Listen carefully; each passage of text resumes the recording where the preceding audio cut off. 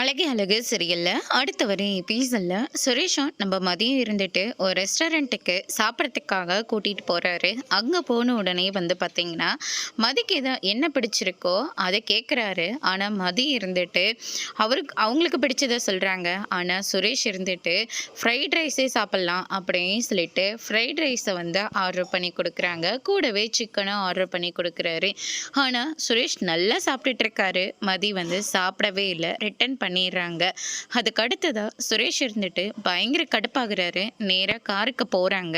போன உடனே பார்த்தீங்கன்னா சுரேஷ் இருந்துட்டு, உனக்கு என்னதான் பிரச்சனை, நான் உனக்கு பிடிச்சதை தானே வாங்கி கொடுத்தேன், அப்புறம் ஏன் நீ சாப்பிடவே இல்லை அப்படின்னு சொல்லிட்டு கேட்ட உடனே மதியம் இருந்துட்டு, நான் தான் எனக்கு ஃப்ரைட் ரைஸே பிடிக்காதுன்னு சொல்கிறேன், நீங்கள் வேணும்ன்ட்டே அதை ஆர்டர் பண்ணுறீங்க, உங்களுக்கு பிடிக்கணுன்றதுக்காக அடுத்தவங்க சாப்பிட்ணுன்னு நம்ம என்றைக்குமே எதிர்பார்க்கவே கூடாது இல்லையே.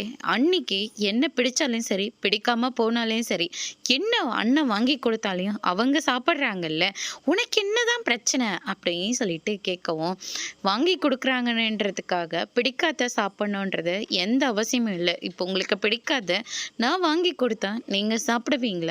மாட்டீங்கல்ல. அதே மாதிரி எனக்கு பிடிக்காத யார் வாங்கி கொடுத்தாலையும் எனக்கு பிடிக்காது அப்படின்ற மாதிரி சொல்றாங்க.